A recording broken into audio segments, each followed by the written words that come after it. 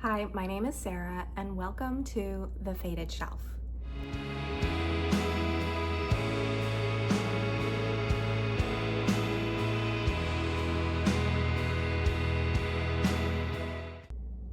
If you are like me and you are a new reader, I have a few tips on getting started into reading and not feeling so intimidated.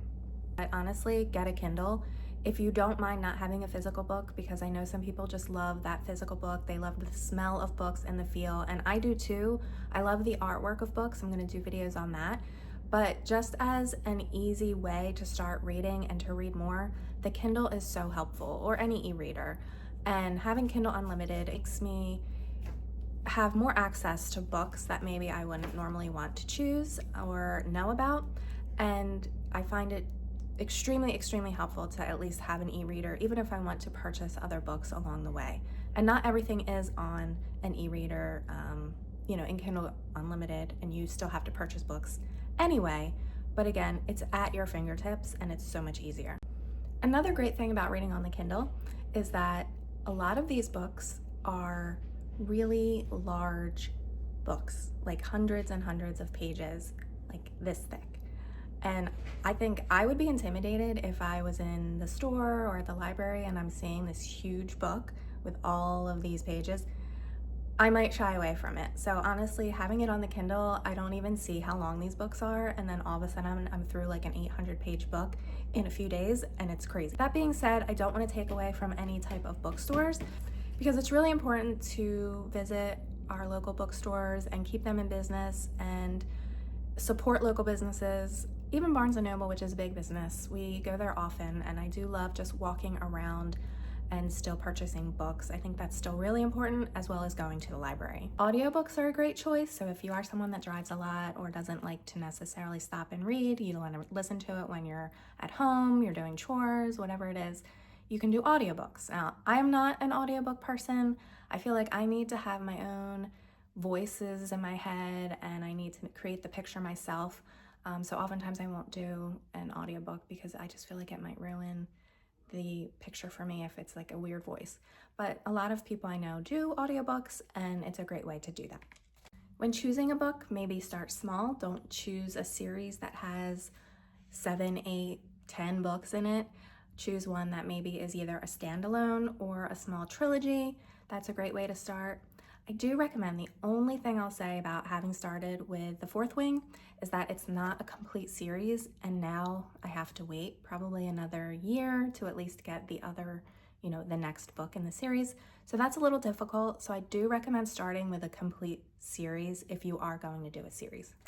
When it comes to choosing books, obviously you can ask your friends or go on to community groups, Book Talk, Bookstagram, all the things. There's so many places now for recommendations, and I will do recommendations, but that's not going to be my main focus, because I will never be able to keep up with some of the reading that some of these great social media content creators do. Ask your friends, coworkers, and really pick the ones that are hyped, because it's a great place to start. You know that they are popular and probably going to be good. Make reading a ritual, so really create the vibe and the setting. Find a place where you can get cozy, light a candle, have some tea or some coffee.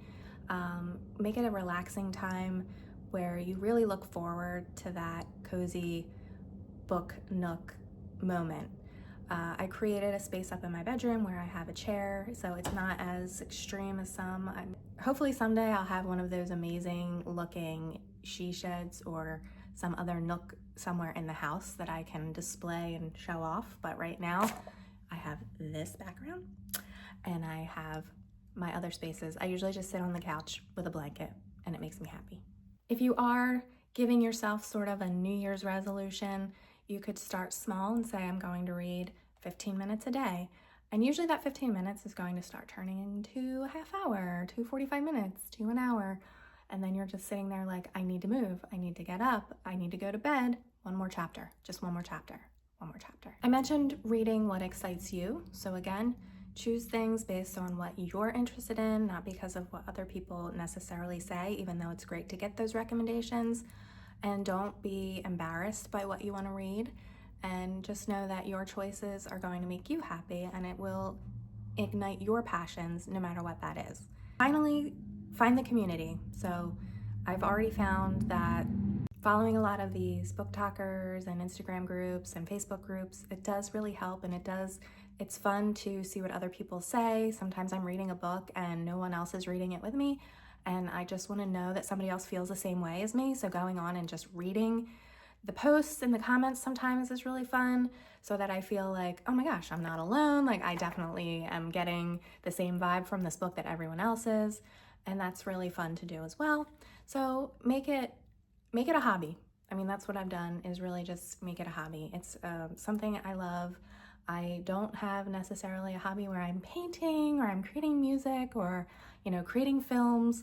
I love photography, I love film, I love all of that, but this is something I can do anywhere, just about any time, and it's so huge. I hope that this helps to entice some people to read, make it feel less intimidating and more exciting. And if you are new to reading, or if you've just started, or if you've been reading forever, let me know what books hooked you in or have inspired you to start reading, or what was the first book that made you become obsessed with romance or romantasy. Drop that in the comments and let's start a conversation. Please hit subscribe and notifications. You can follow me at The Faded Shelf on Instagram and TikTok, and I really look forward to all of the community that we're going to build, and I really want you to come read with me.